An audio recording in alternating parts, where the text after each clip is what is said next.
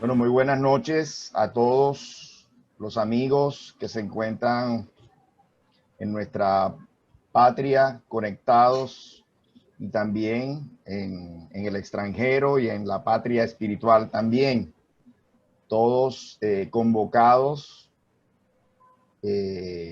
para esta nueva jornada que vamos a tener a Álvaro Vélez Pareja desde Cartagena, del Centro Espírita, Sociedad Espírita de Cartagena, transmitiéndonos esos valiosos conocimientos de años de investigación, de pionerismo, de estudio de estos temas aquí en Colombia. Entonces, nuevamente, Álvaro, te damos las gracias por tu presencia y bueno, como toda reunión espírita, vamos a iniciar con una oración donde le pedimos a ese plano espiritual superior que oriente, guíe, intuya a Álvaro en estas enseñanzas que nos va a transmitir el día de hoy. A todos nosotros también, que tengamos la mejor actitud, la mejor disposición para que este pan espiritual, este conocimiento penetre, mueva las fibras nuestras que necesitan ser despertadas, de ser movidas para poder aprovechar estos pocos o muchos años que todavía tenemos aquí encarnados en este planeta, en este momento importante para el progreso nuestro y de este planeta. Que tengamos pues la mejor protección, la mejor compañía, y que Álvaro pues sepa expresar todas estas enseñanzas. Muchas gracias y que así sea. Bueno, Álvaro, la palabra es tuya. Gracias otra vez por estar con nosotros. Muy buenas noches a todos, a las amigas y amigos, hermanas y hermanos, sean todos ustedes bienvenidos a esta nueva clase del curso básico de Doctrina Espírita, que hace parte del programa de los cursos FUSENDA de Barranquilla. Y como podemos ver, hoy estamos en la clase número 2, referente a antecedentes históricos del espiritismo, del cual hicimos en la clase anterior un cierto avance respecto de cómo el espiritismo, que para nosotros es una doctrina ya integral, completa, muy abarcante, muy profunda, y una doctrina consoladora, orientadora para nuestras vidas, igualmente ha tenido su prehistoria. Como dicen algunos pensadores, que toda idea tiene su prehistoria, sus antecedentes, y el espiritismo, desde un punto de vista doctrinario, desde un punto de vista filosófico, igualmente ha tenido su prehistoria. No nació de la noche a la mañana, sino que los conceptos, las enseñanzas que hacen parte de la doctrina espírita están esparcidos a lo largo de las civilizaciones, los pueblos, las culturas, incluso las religiones. Y repasando un poquito algo que habíamos visto para retomar el tema de las revelaciones a través de la historia, recordando que dijimos que Dios y el mundo espiritual superior nunca han dejado de la mano, nunca han abandonado y siempre han estado presentes en el curso de la historia, solo que de una manera diferente a como nosotros estamos acostumbrados a ver las cosas, a sentirlas y a escucharlas. Sin embargo, sabemos que la acción de Dios y del mundo espiritual superior y de los guías es una acción silenciosa pero efectiva, y que esa influencia y esa acción no siempre es acompañada por el ser humano, que en medio de su imperfección natural no sigue las normas, las enseñanzas y los principios que a lo largo de las revelaciones se han dado a través de este proceso histórico que vive la humanidad. Entonces, habíamos dicho en la clase anterior de que siempre los pueblos tuvieron sus iniciados, sus inspirados, sus iluminados y sus sensitivos, y que muchos de ellos fueron enviados desde el mundo espiritual porque en el momento eran las personas adecuadas para ser portadores de una enseñanza espiritual, religiosa, moral y social. Y ellos tampoco fueron hombres perfectos, hombres que fueron muy de su tiempo, ¿no? Y pudieron haber incluso cometido errores, no eran totalmente espiritualizados, no eran totalmente moralizados, pero sí tenían un cierto bagaje que permitía ser los canales de unas determinadas enseñanzas y no necesariamente que caían en estados de trance como podemos imaginar o de una iluminación repentina, sino que en los momentos de reflexión y de meditación natural de todo ser humano, pues ellos eran inspirados cuando su espíritu guía o sus mentores espirituales veían que ellos estaban en un estado de receptividad, podríamos decir, ¿no? Por eso se considera que en cierta forma el código de Hammurabi en la Babilonia antigua fue un momento oportuno de este líder, de este rey, que elaboró una serie de normas, principios y códigos de enseñanza de orientación social, política y religiosa, que en su momento dado, aunque pudiera tener, digamos, imperfecciones, fue oportuno para conducir a ese pueblo. Lo mismo que la acción de Confucio y Lao Tse en China, los filósofos clásicos en Grecia, tales de Mileto, Pitágoras, Sócrates, Platón y muchos otros, tuvieron sus respectivas inspiraciones y trajeron al mundo incluso creencias, doctrinas y sistemas que aún hoy en día se siguen usando, ¿no? Parcialmente. En el hinduismo, los swamis, los yogis, los iniciados, los iluminados y Buda también recibieron por inspiración, por videncia y en algunos casos trances, ¿no? Estas enseñanzas, Zoroastro y el mazdeísmo, Mahoma también para la elaboración del Corán y otras religiones y revelaciones.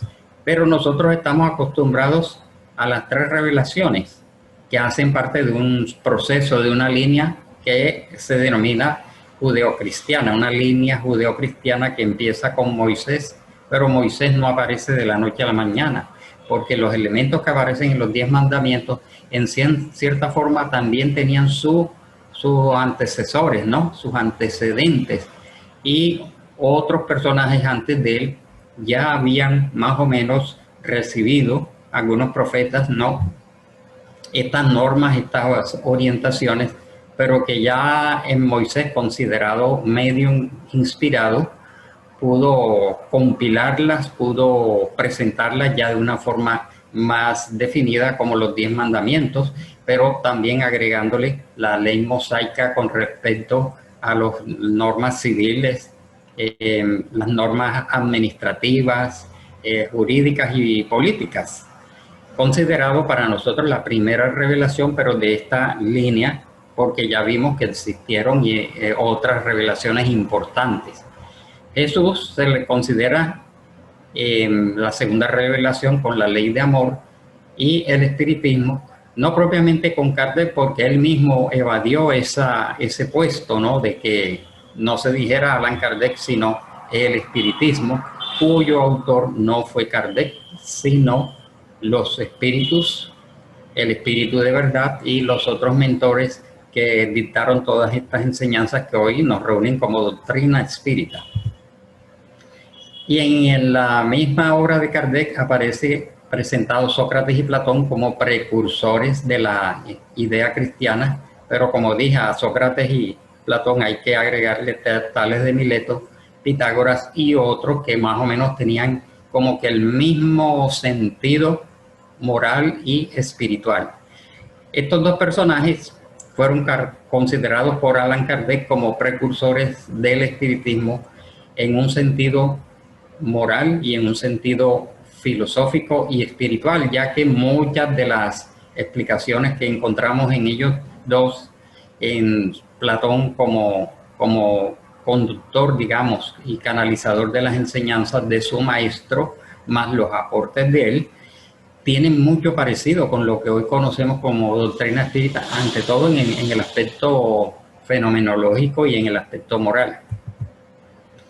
Y nos habíamos referido a la fenomenología en la antigüedad porque esta fenomenología igualmente se considera antecesora del espiritismo, pero en un sentido mediúnico, no propiamente en un sentido filosófico y moral, sino desde el punto de vista de la fenomenología, como las pitonisas en Grecia, las sibilas en Roma, los chamanes en distintos pueblos, los iluminados en la India. Después todo esto desembocó dando un gran salto en el intercambio con el mundo espiritual a través de métodos rudimentarios como la Ouija y otros elementos que se desarrollaron y que veremos un poco más detalladamente cuando ya nos toque abordar el tema de la mediunidad. Las adivinaciones, las adivinas, personas que podían tener o no facultades de clarividencia y evidencia, audición, etc. Y con el transcurso del tiempo fueron apareciendo otro tipo de fenomenología a finales del siglo XVIII, en el siglo XIX y principios del XX, los fenómenos de efectos físicos. Allí vemos la clásica representación de lo que en ese momento hasta le llamaban espiritismo, porque en la Europa del siglo XIX llamaban espiritismo a la doctrina fundada por Allan Kardec, pero otros, sin tener mayor conocimiento, también le llamaban espiritismo el hecho de reunirse en torno a una mesa a comunicarse con los espíritus. Poco a poco fueron produciéndose fenómenos de efectos físicos como las mesas giratorias, los fenómenos de poltergeist, que hoy en día son exagerados por el cine, ¿no? Y por las series que aparecen en internet. Las famosas ectoplasmías, esta sustancia de origen bioplásmico que algunas medium de efectos físicos que se llamó producían, y a raíz de la cual se producían o fenómenos de movimientos de objetos o se podían producir materializaciones, las famosas materializaciones de Cathy King, las levitaciones del medium escocés Daniel Douglas Home. Todo esto hace parte de unos, en cierta forma, antecedentes del espiritismo en una forma fenomenológica y en una forma mediúnica. También habíamos hablado de los precursores, pero ya estos 4 personajes que son presentados aquí y que de pronto no son los únicos, ya ellos se consideran como precursores en un sentido más doctrinario, porque ellos no solamente se dedicaron a la parte fenomenológica, sino que escribieron sus captaciones, sus narraciones, sus descripciones en forma de libros, como vimos y como vamos a repasar en el día de hoy, a Emanuel Swedenborg en el siglo XVII, Mesmer en el XVIII, al igual que a Luis Alfonso Cañet, contemporáneo de Allan Kardec, y Andrew Jackson Davis, uno de los propulsores del espiritualismo moderno en Norteamérica. Vimos que Andrew Jackson Davis, vimos que Emanuel Swedenborg fue un sabio sueco medium clarividente que dominaba prácticamente todo el conocimiento de su tiempo, ingeniero de minas, llegó a trabajar para la Casa Real, publicó un gran número de libros de distintas materias, como podemos ver allí, y como era sensitivo, publicó 12 libros sobre espiritualismo y las revelaciones espirituales. Y en la clase anterior también dijimos que los títulos eran llamativos y significativos y que poco a poco se pueden ir buscando en internet, ¿no? Como La Divina Providencia, Arcanos Celestes, La Verdadera Religión Cristiana, libro en el cual él trata de apartarse del dogmatismo católico para presentar las enseñanzas de Cristo en una forma un poquito más pura, digamos, menos ritual, menos alegórica, menos dogmática. Y además de que como era medium, podía ver grandes regiones de la espiritualidad y comunicarse fácilmente con espíritus notables. Es como un repaso que hoy estamos haciendo. Igualmente, Franz Anton Mesmer, nacido en Austria, cursó en Viena estudios de abogacía y medicina y tenía una gran cultura. Fue fundador, se considera por aquello de llamado mesmerismo, el fundador de la teoría del magnetismo animal. postuló la idea de un gran fluido magnético universal, una fuerza magnética que consideraba aprovechable para las curaciones y para la terapéutica. Y promulgó el concepto del magnetismo animal, sus características y sus aplicaciones. Luis Alfonso Cañet, como dije también en la clase anterior, es un personaje un poco olvidado, un poco desconocido cuando se hace la historia de los precursores del espiritismo. Estudioso del sonambulismo, magnetismo y espiritualismo en general, y mantenía relaciones con el mundo espiritual. Llaman la atención los títulos de sus libros: Arcanos de la vida futura develados, en el año de 1848, 3 tomos, es decir, que tiene que tener un contenido muy interesante y muy amplio, ¿no? Como podemos ver allí. 1848 es el año de los fenómenos de Hydesville con las hermanas Fox, que hoy vamos a detallar un poco más. Entonces, vimos así estos personajes. Vamos a repasar brevemente las imágenes de lo que estábamos hablando. Y esto indica que, hablando de Mesmer, y habíamos entrado en el caso de Luis Alfonso Cañet, este personaje escribió también el telégrafo celestial. Vamos a ver aquí. También podemos ver aquí el telégrafo celestial en 1848, que este año fue el año en que se dieron los fenómenos de Hydesville, ¿no? Santuario del espiritualismo en 1850. Revelaciones de ultratumba en 1856.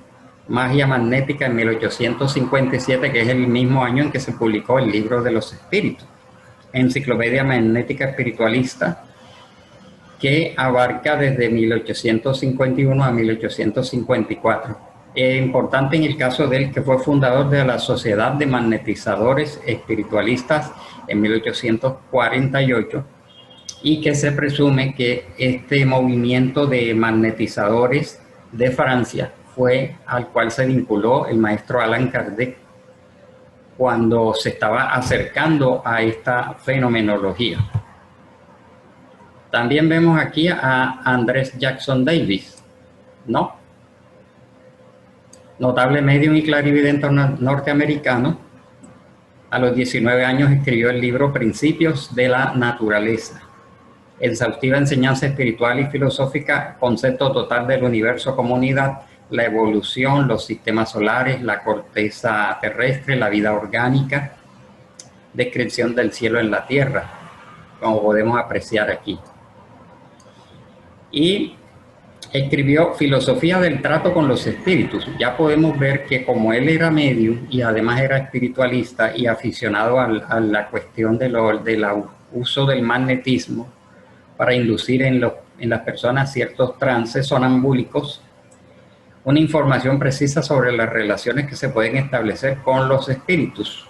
Y estas informaciones eran suministradas por estas 3 entidades que llaman también la atención porque son muy famosas, como Franklin Swedenborg, que ya estaba por supuesto desencarnado, y por Galeno, el gran médico, el notable médico pionero de la medicina. Ellos dictaron todas estas enseñanzas que él compiló como Filosofía del trato con los espíritus. Él conoció entonces a las hermanas Fox. Nos remontamos aquí entonces a los fenómenos de Hydesville. Las hermanas Fox, como ya todos sabemos, eran 3 hermanas, Kate, Margaret y Leah Fox. Se ubicaron en Hydesville, condado de Wayne, Nueva York, Estados Unidos.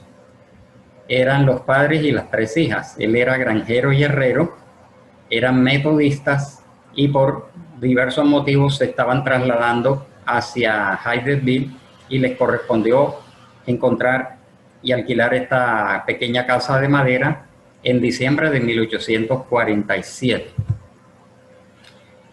Una vez estuvieron ubicados en esta casa de madera completamente muy típica de esa época, del siglo XIX, mediados del siglo XIX en Norteamérica, esa casa estaba desocupada porque la gente, la población decía que estaba embrujada, ¿no?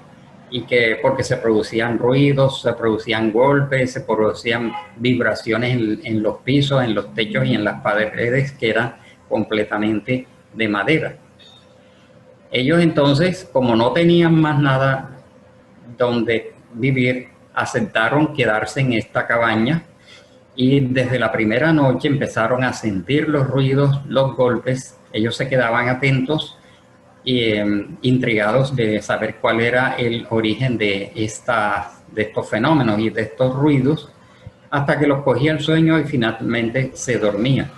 Pero cierta noche, la noche del 31 de marzo de 1848, a las niñas inquietas y en su juventud se les ocurrió jugar con esos ruidos y le pusieron un apodo a ese supuesto ser espiritual que se estaba comunicando. Como todos ustedes conocen seguramente esta historia que ha sido repetida exhaustivamente, le pusieron el apodo de pie partido. Entonces ellas empezaron a jugar, daban un golpe de pie partido, haz lo mismo. Entonces daban un golpe y sonaba un golpe. Daban 3 golpes y en respuesta sonaban otros 3 golpes y lo tomaron como un juego.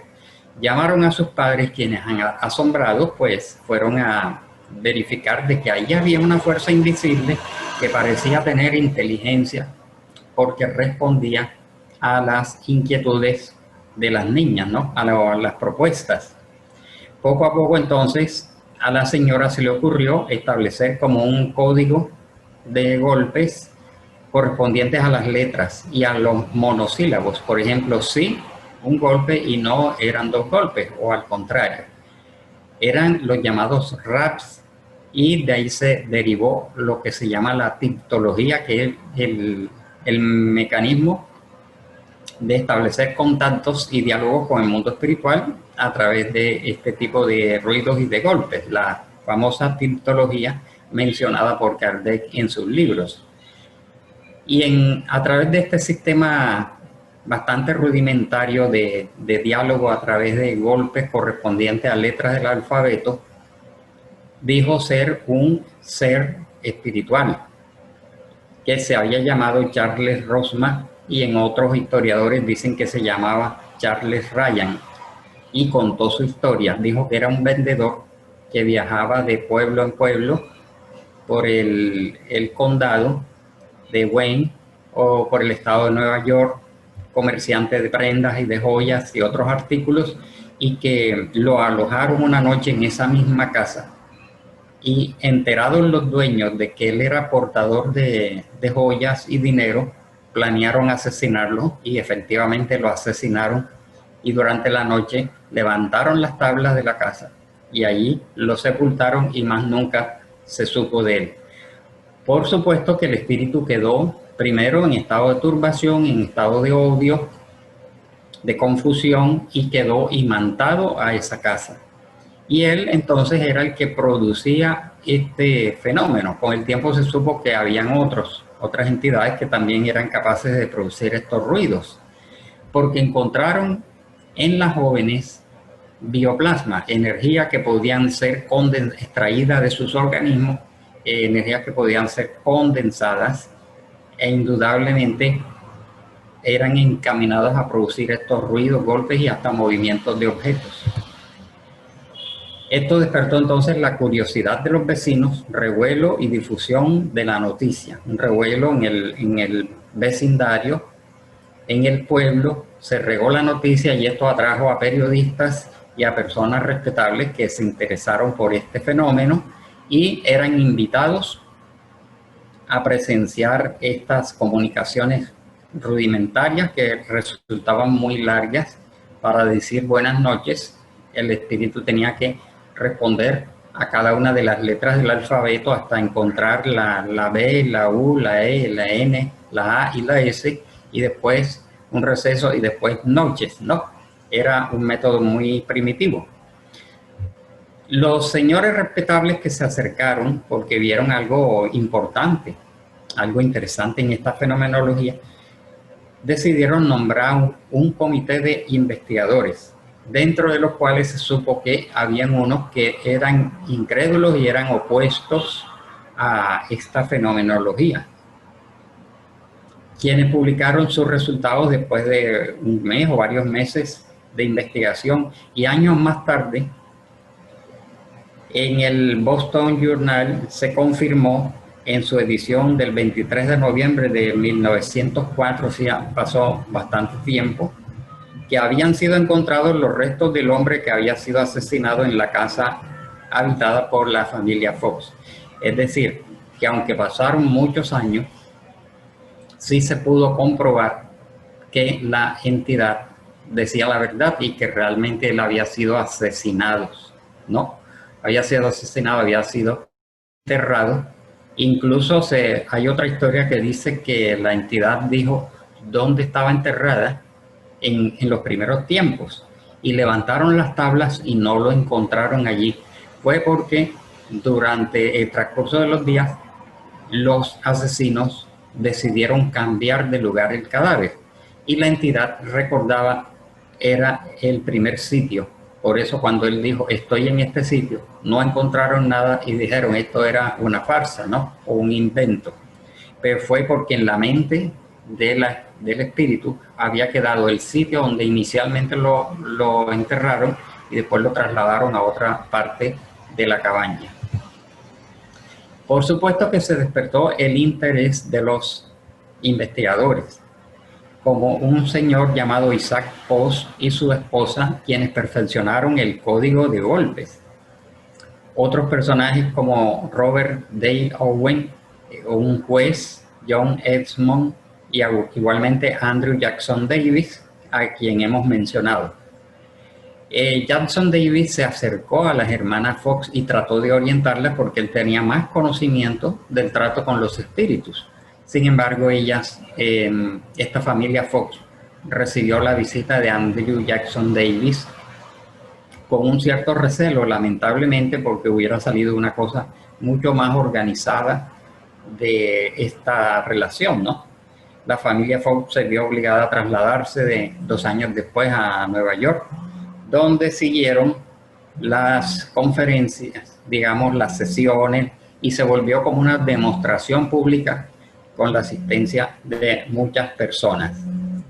Los raps, la tintología y lo que ellos llamaron telegrafía espiritual dio origen al fenómeno de las mesas giratorias, porque, como vimos en una de las primeras imágenes, se volvió clásico la imagen de la mesa redonda con todas las personas allí colocando sus dedos, sus manos, concentrándose, y fluía una energía, un magnetismo que hacía girar la mesa, pero con el tiempo la mesa se inclinaba y daba golpes en el piso correspondiente a las letras del alfabeto para que se pudiera, digamos, formar las palabras y los mensajes.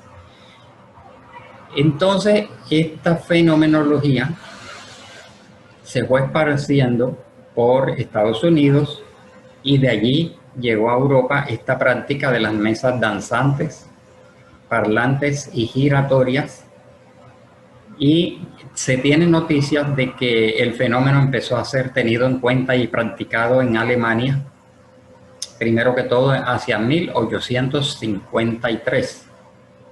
Primero en Alemania, las personas empezaron a leer porque los periodistas en Norteamérica escribían cómo se hacían las sesiones, cómo se hacían los ensayos. Y esta noticia llegó a Alemania, algunas personas empezaron a ensayar y les resultaba casi que desde las primeras reuniones, desde las primeras sesiones, la mesa vibraba, levitaba, giraba y hasta podían dialogar, porque también copiaron los métodos que estaban siendo descritos por los norteamericanos, ¿no?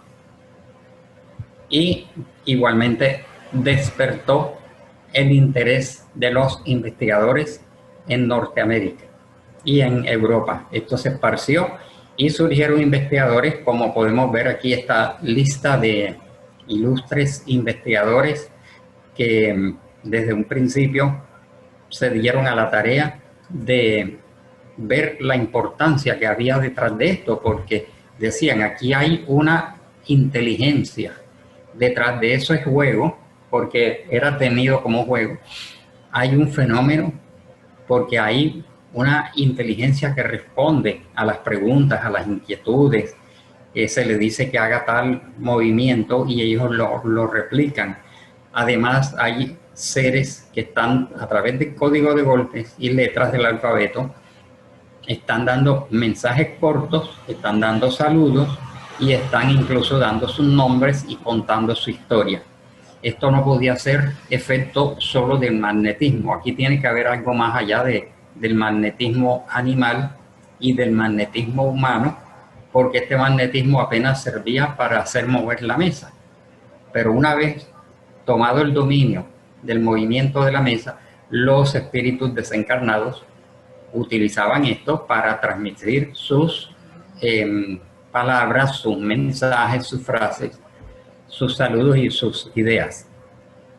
Por supuesto que en primer lugar mencionamos al codificador de la doctrina espírita, Hipólito León de Nizar-Rivel, Allan Kardec, de quien vamos a hacer una biografía en otras de las clases, probablemente en la próxima clase, vida y obra de Allan Kardec, quien como pedagogo, que había escrito 20 obras en Francia, que pertenecía a más de 12 instituciones culturales y científicas en Francia, y que había conocido también a los miembros de la Asociación de Magnetizadores, se había interesado por el magnetismo, y fue allí, a partir de este contacto con los magnetizadores franceses, como empezó a escuchar sobre el fenómeno de las mesas giratorias. Y por eso lo notamos en los primeros libros de Kardec, cuando hace un recuento histórico a lo que él se refiere inicialmente a fenómenos de las mesas giratorias. Igualmente Gabriel Delanne, Camilo Flammarion, Gabriel Delanne en Francia, al igual que Camilo Flammarion, William Crookes en Inglaterra, César Lombroso en Italia, Alejandro Atsakov en Rusia, llamado el Kardec ruso, porque Atsakov, como investigador, una vez se enteró de la doctrina que había surgido, la doctrina espírita, el libro de los espíritus y el libro de los mediums, se dispuso a traducir las obras de Kardec al ruso. Gustavo Geley en Francia, Ernesto Bozano en Italia y Alfred Russel Wallace y Arthur Conan Doyle en Inglaterra. Estos personajes poco a poco fueron tomando contacto y no nos queremos adelantar porque son clases específicas en donde vamos a ver cómo hubo un boom de investigadores que encontró a un gran número de sensitivos, de mediums de distintas características en Francia, en Alemania, en Suiza, en Polonia, también en Italia, en Inglaterra, en todos los países de Europa empezaron a surgir no solamente investigadores, sino mediums. Y entonces hubo una alianza entre el conglomerado de investigadores con el conglomerado de mediums que desde este punto de vista podían hacer reuniones conjuntas para someter a los medios a distintos tipos de investigaciones y de comprobaciones. Igualmente, a lo largo del curso iremos viendo esta extensa lista de hombres de ciencia de distintas nacionalidades que a lo largo del tiempo empezaron a encargarse de tomar contacto con medium famosas como Daniel Douglas Home, como Eusapia Paladino y tantos otros que tenían más que todo fenómenos de mediunidad de efectos físicos, otros eran videntes, otros eran auditivos, otros caían en trance sonambúlico, y esto originó entonces un caldo de cultivo para que poco a poco se fueran desentrañando lo que había detrás de esta extensa fenomenología. Como podemos apreciar aquí, tenemos en cuenta que hubo para la doctrina espírita unos antecedentes históricos como fenomenología y antecedentes históricos en un sentido ya más filosófico, más moral y más espiritual, ¿no? Más espiritualista. En ese sentido, por supuesto que la fenomenología es mucho más extensa, porque hay demasiadas informaciones esparcidas en distintos autores, y, biografías, libros de Alfred Russel Wallace y de tantos otros de los que hemos mencionado apenas, en donde podemos observar que ellos fueron tomando en cuenta lo que estaba sucediendo a su alrededor y que indudablemente detrás de toda esta fenomenología y de este encuentro de los medios con los investigadores, más que todo en Europa y en menor grado en Norteamérica, tenía una intención, tenía una finalidad, que era demostrar la realidad del mundo espiritual, de que existía un mundo espiritual, que el alma, el principio esencial del ser humano, el yo esencial profundo, no era material, sino que subsistía a la destrucción del cuerpo físico, que esos seres seguían viviendo, y se demostró que además de seguir viviendo en la dimensión invisible, seguían conservando su individualidad, su personalidad, su inteligencia, sus tendencias, sus conocimientos, y una cosa muy importante, seguían conservando sus afectos, sus desafectos también, y seguían conservando su memoria. Y esto facilitaba que los espíritus pudieran identificarse, dar sus nombres y dar datos y fechas precisas de su vida, que era después verificada por este grupo de investigadores. Esto quiere decir que todos estos procesos, porque lo que debemos ver aquí es todo un proceso concatenado desde las épocas primitivas que mencionamos de la mediunidad en la antigüedad, este tránsito por el siglo XVIII, XIX y principios del XX fue igualmente importante para que cada vez se fueran, digamos, estableciendo las pautas, los conocimientos y los procedimientos que permitían, ¿no?, esta comunicación, estas manifestaciones, fotografías de espíritus materializados, psicografías de libros por parte de otros medios. Y hay que destacar que para los habitantes de Europa, la palabra espiritismo tenía dos significados o dos enfoques. Para muchos, por ejemplo, Alfred Russel Wallace y otros de estos autores, cuando escribieron, por ejemplo, el libro En defensa del espiritismo moderno, porque también había un cruce de terminología. El movimiento que se originó con las hermanas Fox en Norteamérica y con Andrew Jackson Davis se denominó espiritualismo moderno. Pero vemos títulos de libros como En defensa del espiritismo moderno. Muchos de estos investigadores, como César Lombroso y Gustavo Yeley, abordaron el espiritismo, pero para ellos el espiritismo no era la doctrina que había creado Allan Kardec.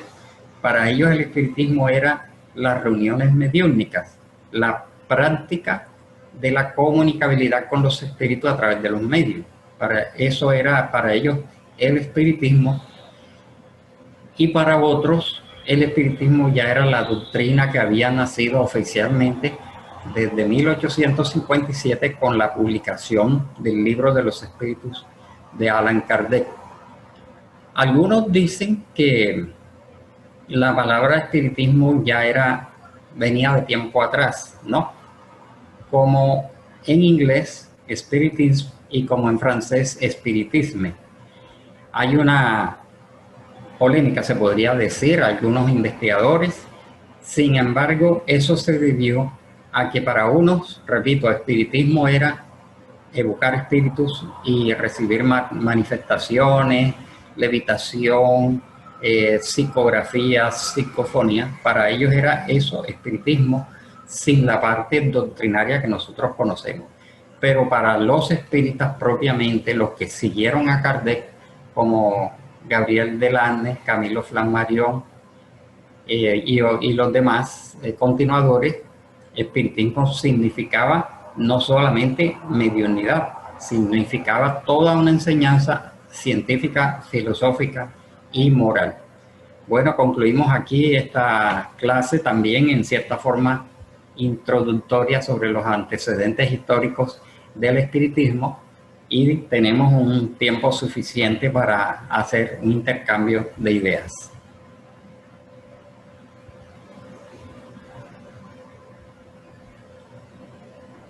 Bueno, Álvaro, yo les decía a ellos por el chat que los que tengan pues la posibilidad de ver en Netflix la película Kardec, que fue inaugurada el año pasado, que por Netflix todavía aparece allí, pues que la sintonicen para que puedan ambientarse un poco de todos estos primorios, estos inicios de los fenómenos espíritas, de los espíritus que nos hablaste hoy. Pues allí está bastante clara el tema de las mesas y después los otros métodos de comunicación que siguieron posteriormente.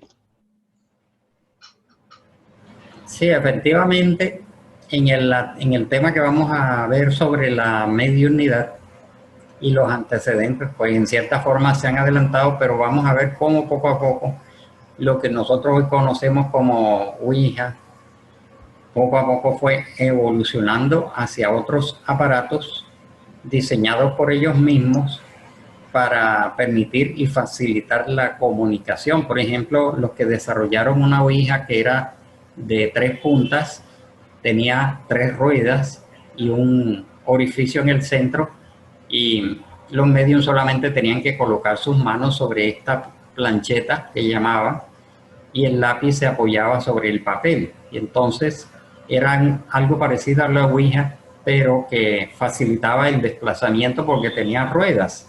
O la cestita que conoció Allan Kardec, una pequeña cestita de mimbre atravesada por un lápiz, y los mediums solamente tenían que apoyar la punta de sus dedos en el borde de la cestita. Dos mediums se colocaban allí, hacían una oración, un pedido, una concentración, y por efectos físicos, porque tenían sobrecarga de ectoplasma o bioplasma, como se lo quiera denominar, los espíritus lograban mover ese lápiz, esa cestita, y trazar grandes letras en el papel, letras que eran al principio muy irregulares, hasta que Kardec recibió una indicación del mundo espiritual para que aboliera ese sistema y que el medium tomara el lápiz directamente en la mano, y fue cuando empezó a fluir la psicografía propiamente dicha. Como pudimos ver entonces en este breve recuento, que lógicamente dimos grandes saltos y no pudimos mencionar los casos porque sería muy extenso, es el proceso importante tanto en la parte fenomenológica como en la parte de la enseñanza. Bien, tienen los teléfonos, perdón, los micrófonos abiertos para que puedan participar con preguntas. Así que, ¿quién quiere? Si quieren alzando la mano o si quieren hablando directamente. Hola, Abel. Buenas Hola, noches. Ismael. Adelante. Gracias. ¿Cómo está, Álvaro? Buenas tardes, buenas noches. Bien, gracias. Mira, tú te referiste al término espiritismo, hablando en tiempos pasados. Consultando aquí el diccionario de la Real Academia, hay 2 significados. Uno dice doctrina fundada por Allan Kardec en 1857, que estudia la naturaleza, etcétera, etcétera, etcétera. Y hay otro que dice creencia en que a través de un medium o de otros modos se puede comunicar con los espíritus de los muertos. O sea, este es de una manera genérica. Si nos referimos a esta última, sabemos pues que es un término bastante desprestigiado, si se puede decir. Y comparado con la, digamos, con los fundamentos y la seriedad que nos plantea la doctrina, ¿cómo se podría establecer una frontera ahí entre esos dos significados? Sí, efectivamente, desafortunadamente para el movimiento espírita la palabra espiritismo está desacreditada, está tergiversada, manipulada, mal interpretada, porque ya desde 1853 Kardec ya va aproximándose a estos fenómenos de mesas parlantes, danzantes y giratorias.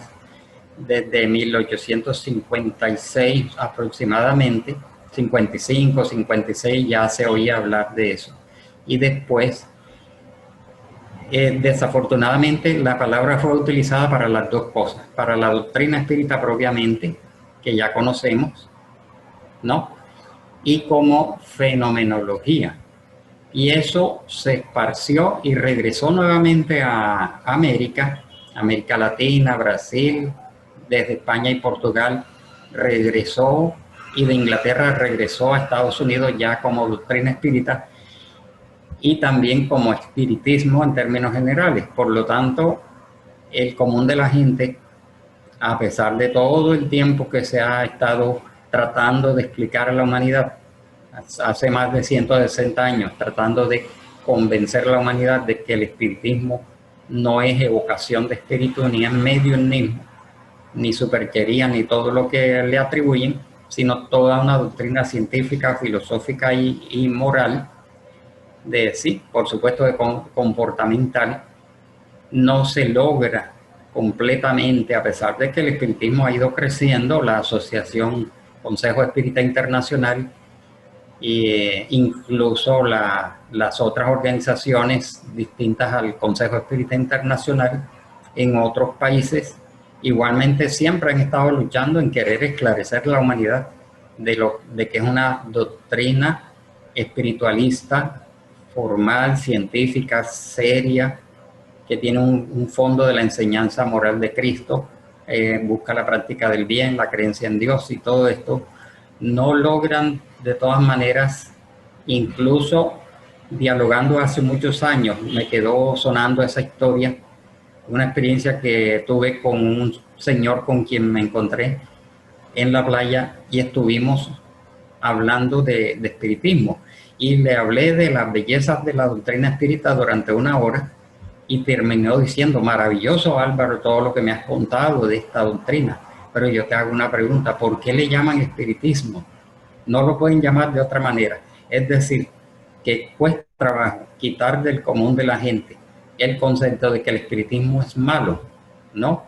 Como un familiar que el año pasado me dijo: Álvaro, pero a ti nunca te ha pasado nada malo. Digo: no, pero es que yo no, ese espiritismo que tú crees es el que la gente cree que es para estar evocando espíritus y preguntándoles y sintiendo cosas extrañas, ¿no?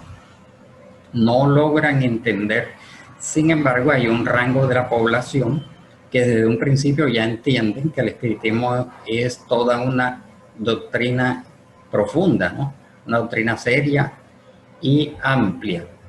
Entonces, existen estas dos tendencias, y al movimiento espírita organizado nos corresponde seguir divulgando, seguir esclareciendo, dando buen ejemplo, haciendo de las instituciones unas organizaciones serias en donde lo que aparezca no sea el mediumismo, sino la doctrina.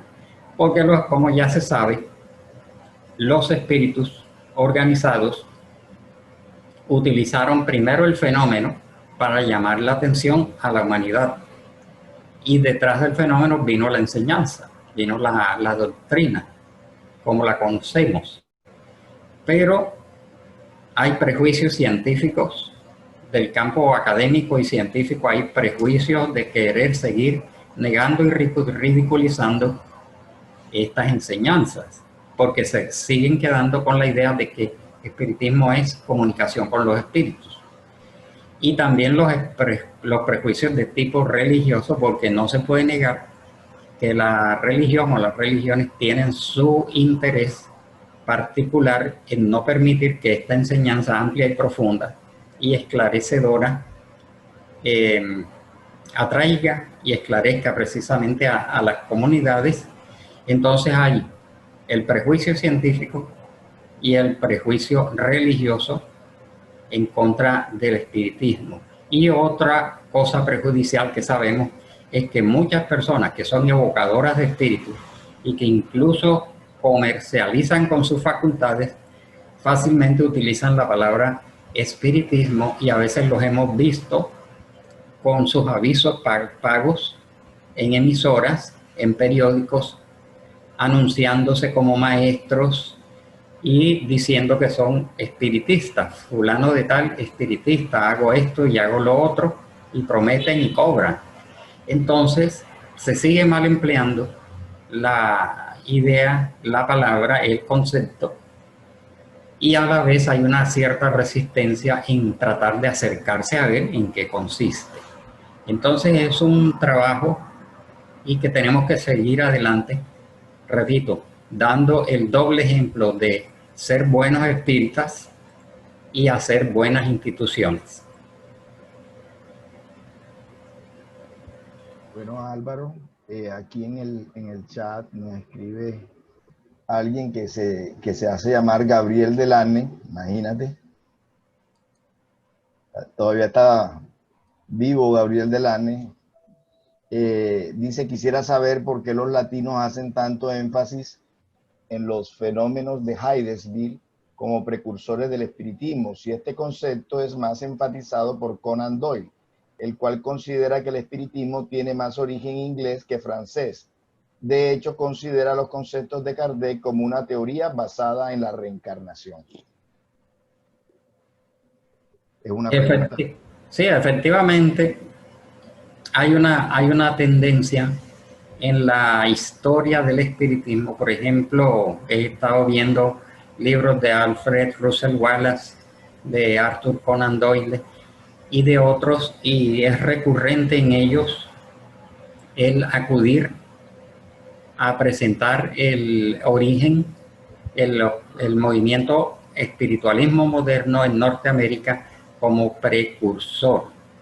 Sin embargo, la mayoría de estos autores sí muestran esa secuencia. Primero los fenómenos de Hydesville, 1848, origen al movimiento espiritualismo moderno, propagación de los mismos fenómenos hacia Europa desde 1853 y después se esparce por toda Europa, y incluyendo a Inglaterra.